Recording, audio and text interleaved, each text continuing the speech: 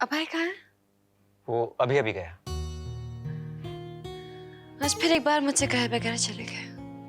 नहीं, उसने सोचा कि अगर वो कमरे में आता तो तृप्ति जाग जाती।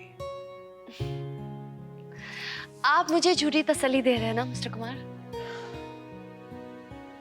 कभी कभी दूसरों की भलाई के लिए झूठ बोलना पड़ता है। मगर तुमने किसकी भलाई के लिए झूठ बोला शीतल? मैंने?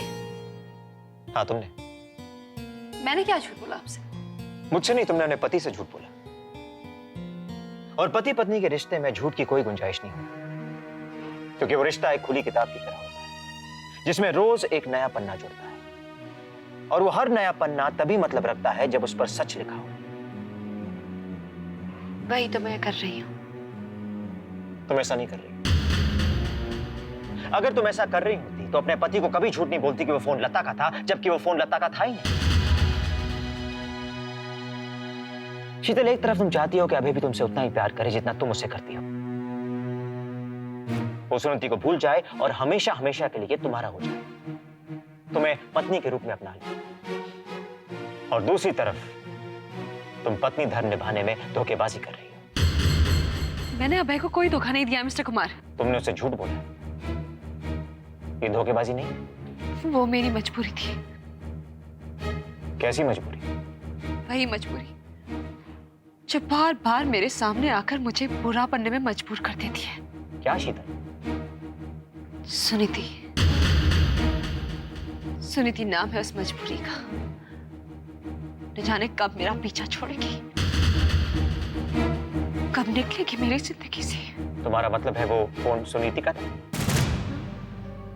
नहीं, वो फोन सपना का था। सपना? डॉक्टर सपना मित्तल, जो सुनीति की जीजा को चाहती है, उसे पाना चाहती है, और जिसके लिए वो मेरी मदद चाहती है। और तुम उसकी मदद कर रही हो, इसलिए तुम चाहती हो कि अभय को इस बात का पता नहीं चले कि तुम सपना को जानती हो। मगर कब से जानती हो तुम सपना को? कई सालों से। हम दोनों स्कूल में साथ में पढ़ते थे। तुम्हारे बैकग्राउंड के बारे में पता लगाते हुए किसी भी सपना का कोई जिक्र नहीं था। वो मिस्टर कुमार, हम कई सालों से मिले जुले नहीं थे, इसलिए। इसका मतलब है तुम दोनों अलग हो गए। लेकिन जब दीपक के खातिर वो इस शहर में आई, तब वो मुझसे मिली। कब? कितने अरसे से? बस कुछ 3 हफ्ते पहले। 3 हफ्ते पहले? हाँ, दिवाली के कुछ दिन बाद ही। और दिवाली के बाद ही तुम पर कातिलाना हमले शुरू हुए। आप कहना क्या चाह रहे हैं मिस्टर कुमार? वही जो मैं सोच रहा हूं। सपना का तुमसे दोबारा मिलना और तुम्हारी जान पे हमले होना, क्या ये दोनों बातें जुड़ी तो नहीं है?